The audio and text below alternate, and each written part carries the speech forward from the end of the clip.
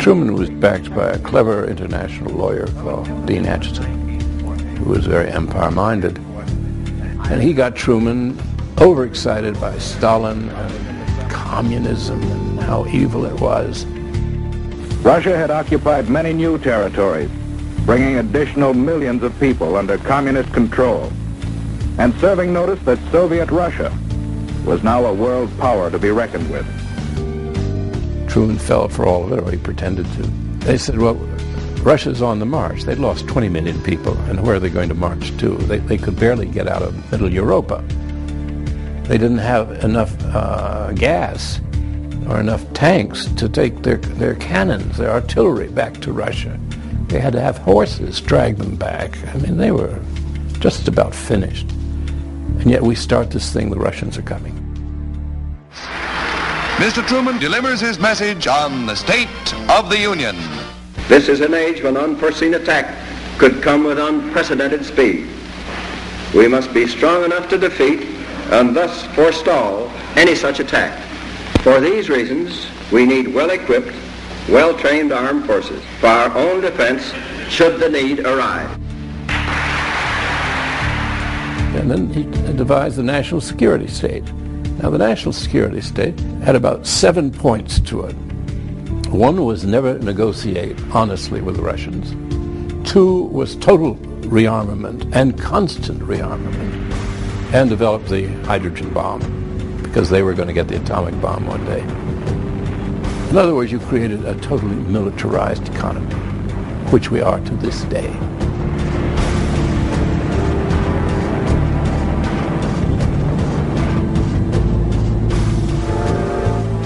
When Truman announced the national security state and this huge military buildup in peacetime, Senator Vandenberg said, well, I agree with you about the menace of communism, but if you're going to get, after this long and expensive war, the money you want for a buildup, you're going to have to scare the hell out of the American people.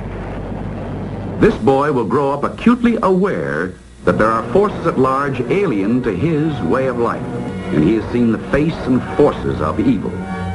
Communism is a word he is learning to understand. Truman said, don't worry. First thing he did, loyalty oaths all throughout the government. Everybody had to swear a loyalty oath. Throughout the universities, throughout high schools, teachers, you've got to go up and swear allegiance to the United States or else you're a commie. I mean, we had imported fascism, and the only person to stand up against him was the true heir of Franklin Roosevelt, and that was former Vice President Wallace. Truman was using a threat that the Russians were going to interfere in the Yugoslav affairs and Greek affairs. And Wallace said, this is not a Greek crisis, as the administration likes to tell us. It's not a Yugoslav crisis. This is an American crisis. We have a government that is now pledging itself and us to fight on the side of any government, no matter how terrible, if it says it's anti-communist or anti-Russian. We're on their side.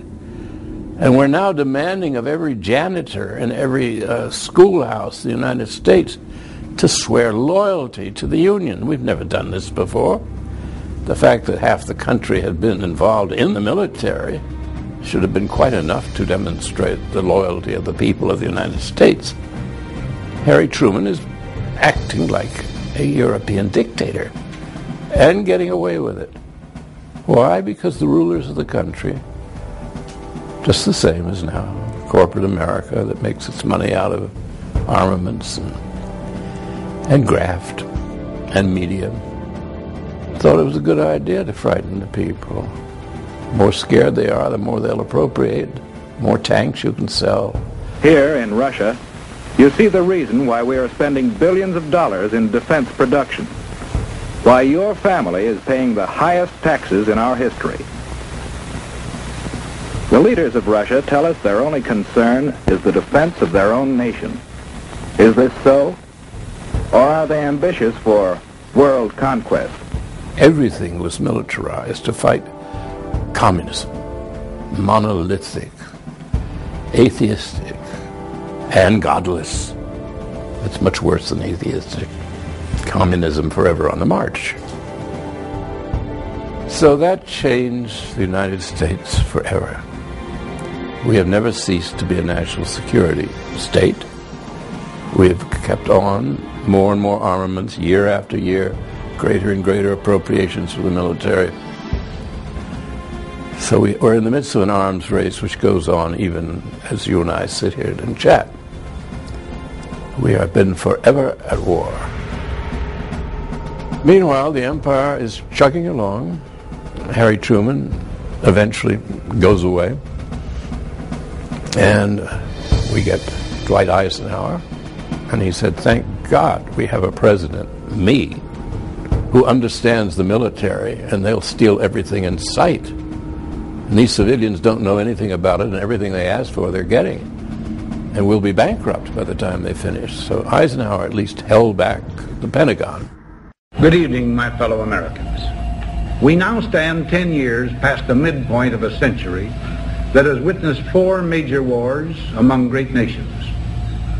3 of these involved our own country. We have been compelled to create a permanent armaments industry of vast proportion. Now, this conjunction of an immense military establishment and a large arms industry is new in the American experience. We recognize the imperative need for this development, yet we must not fail to comprehend its grave implications.